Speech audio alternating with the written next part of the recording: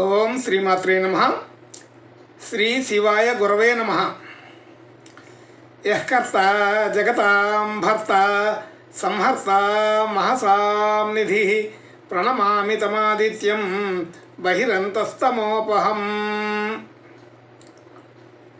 వీక్షకులకు నమస్కారం. నేను మీ దేవులపల్లి రామకృష్ణ శాస్త్రి, ఆర్కే మాతృశ్రీ తెలుగు జ్యోతిషపరమైన యూట్యూబ్ ఛానల్. ఇప్పుడు మార్చి నెల 10వ తేదీ నుండి మార్చి నెల 16వ తేదీ వరకు గల గ్రహ స్థితిగతులని ఒకసారి పరిశీలన చేద్దాం. కుంభరాశిలో రవి, చంద్ర, శని, శుక్రగ్రహాలు. మీనరాశిలో బుధ, రాహుగ్రహాలు. మేషరాశిలో గురుగ్రహము. అలాగే కన్యారాశిలో కేతుగ్రహము. మకర రాశిలో కుజగ్రహము సంచరిస్తున్నాయి. ఇటువంటి గ్రహ స్థితి గతులని అనుసరించి ఈ వారం రాశులకి వార ఫలాలు తెలుసుకుందాం. ఓం శ్రీమాత్రే నమః. ఇప్పుడు కన్యారాశి వారి గురించి తెలుసుకుందాం. కన్యారాశి వారికి రాశిలో కేతుగ్రహం, అలాగే 5వ స్థానంలో కుజగ్రహం, 6వ స్థానంలో రవి, చంద్ర, శుక్ర, శని గ్రహాలు, 7వ స్థానంలో బుధ, రాహు గ్రహాలు, 8వ స్థానంలో గురు గ్రహం సంచరిస్తున్నాయి.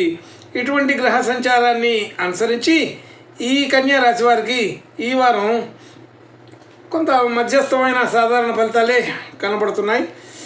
అయితే రాశిలో కేతు ఉండడం, రాశిపై బుధ, రాహువుల దృష్టి ఉండడం అనేది కొంత అనుకూలమైన స్థితి అయినప్పటికీ కూడా ఆలోచన తీరు అంతా మనకి ప్రాక్టికల్గా ఉండకుండా కొంత అదనంగా ఉంటుంది. అంటే ఎక్కువగా ఆలోచన చేయటం, తక్కువగా మన అవసరానికి మించి ఆలోచన చేయటం, మన కెపాసిటీకి మించిన ఆలోచన చేయడం, అలాగే విధానానికి మించినటువంటి పని ఒత్తిడిగా పెట్టుకోవడం ఇట్లా ఉంటాయి.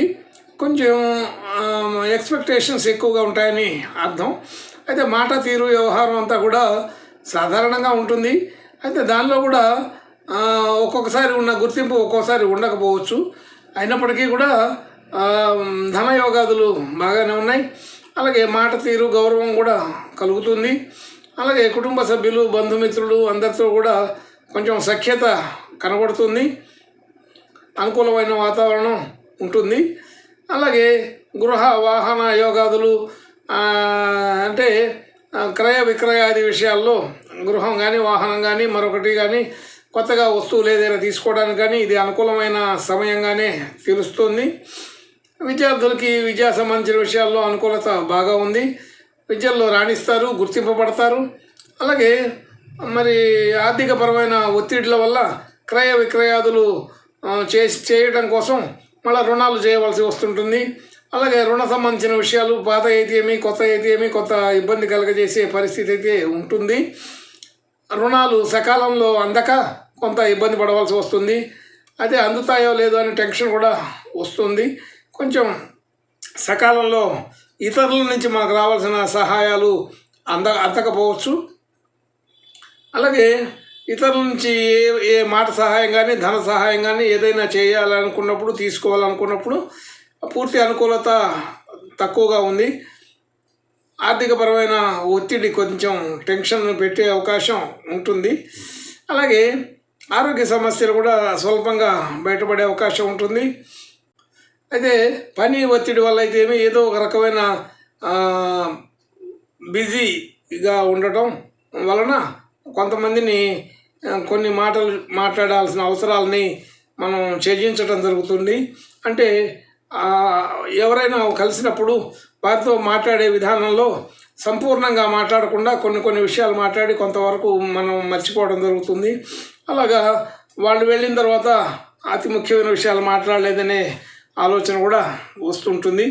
అలా సందర్భాన్ని శుద్ధి లేకుండా అనుకూలత తక్కువగా ఉండి సభలో మనకు కావాల్సిన వ్యవహారాలని అలాగే బంధుమిత్రులు అందరితోటి కూడా సరైన సమయంలో స్పందించకపోవడం, సకాలంలో సరైన నిర్ణయం, సరైన ఆలోచన చేయకపోవడం జరుగుతూ ఉంటుంది.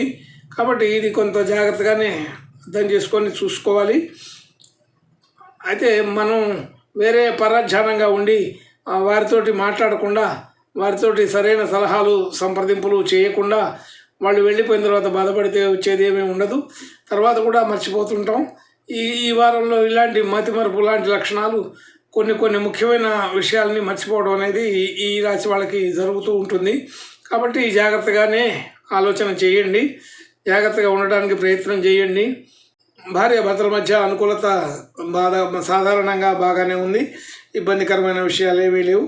అలాగే ఇల్లు మారాలా, ఉద్యోగం మారాలా, వ్యాపారం మార్చాలా అనుకునే వాళ్ళకి ఈ వారం కొంత అనుకూలత కనబడుతుంది. మార్పులు సహజంగా కుదురుతుంటాయి. అలాగే దూర ప్రయాణాలు చేయవలసి వస్తుంది, ప్రమోషన్ పేరుతోటి కానీ మరొక విధానంలో కానీ. అలాగే దైవ దర్శనాల కోసం కానీ దూర ప్రాంతాలు అయితే వెళ్ళవలసి వస్తుంటుంది. ఆర్థికపరమైన డెవలప్మెంట్ కూడా కొంత కనబడుతుంది. అయితే అది అధిక శ్రమతో కూడిన విధానం వలన కొంత అధికమైనటువంటి ఆదాయం కూడా వచ్చే అవకాశం ఉంటుంది. కొత్తగా ఏదైనా తీసుకోవాలనుకునే వాళ్ళకి మరి గృహ వాహన యోగాదులే కాకుండా గృహ వస్తు వ్యవహారాలు, మరి ఆభరణాలు మొదలైన విషయాల్లో ఆలోచన వస్తాయి. అదే కొన్నిసార్లు తీసుకునే అవకాశం ఉంటుంది. అయినప్పటికీ కూడా అది ఒక భారంగానే ఆలోచనలు వస్తాయి. అలాగే ఉద్యోగ వ్యవహారాలలో సాధారణమైన ఫలితాలు బాగానే ఉన్నాయి. సాధారణంగా ఉద్యోగ స్థితి మార్పు లేదు, కానీ మారాలనుకునే వాళ్ళు, మార్చుకోవాలనుకునే వాళ్ళకి కూడా ఇది ఒక ఆలోచనలు సరైన సమయంలో వస్తూ ఉంటాయి. ఈ వారం కొత్తగా ప్రయత్నాలు చేసే అవకాశం ఉంటుంది. చేయాలనే ఆలోచనలు వస్తాయి, చేసే పరిస్థితి వస్తుంది. కొంతమందికి చేసిన ఉపయోగపడతాయి. ఆర్థిక పరమైన విషయాల్లో కానీ, ఉద్యోగపరమైన విషయాల్లో కానీ మార్పు చేర్పులు సహజంగా జరిగే అవకాశం బాగానే ఉంది. అలాగే చేసిన పనులకి కొంతవరకు మధ్యస్థమైనటువంటి గుర్తింపులు కలుగుతాయి. కొన్ని చోట్ల మనకు శ్రమకు తగిన గుర్తింపు రాలేదనే ఆలోచనలు కూడా వస్తూ ఉంటాయి. కాబట్టి మన శ్రమకి తగిన ఆలోచన రాలేదు, మనకి గుర్తింపు రాలేదు అనే ఫీలింగు వదిలిపెట్టుకోవాలి. అట్లాంటి విషయాల్లో మనకు తగినంత గుర్తింపు వచ్చినా కానీ మనం ఇంకా ఎక్కువ ఎక్స్పెక్ట్ చేయడం వలన అది తక్కువగా అనిపించవచ్చు. కానీ సరైన గుర్తింపుతోటే నడుస్తుంది. కానీ అది మన నోటీస్కి ఆ విధంగా అనిపించకపోవచ్చు. కొంచెం మరలా ఆలోచన చేస్తే సబబుగానే అనిపిస్తుంటుంది. అయితే ఈ వారంలో ఏదైనా సరే మన మనసుకి అంత సంతృప్తికరంగా లేకపోవడం, అసంతృప్తి అనేది ఉండడం, అలాగే కొంత చిరాకు వాతావరణం ఉండడం జరుగుతూ ఉంటుంది.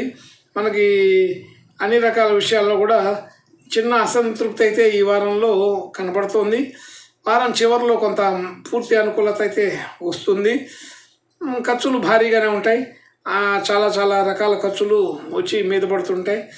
అవి మనం చేసిన అవసరం ఉన్న ఖర్చులతో పాటు మనకు సంబంధం లేని, అవసరం లేని ఖర్చులు కూడా కొంత అనుకోకుండా వచ్చి పడతాయి. సరే, అన్ని రకాల విషయాల్లో కూడా కొంత మిశ్రమ ఫలితాల్లాగానే ఆలోచన చేసుకోవాలి ఈ వారం. ఇంకా మంచి శుభ లక్షణాలు, శుభ యోగాదులు కలగడం కోసం ఈ కన్యా రాశి వాళ్ళు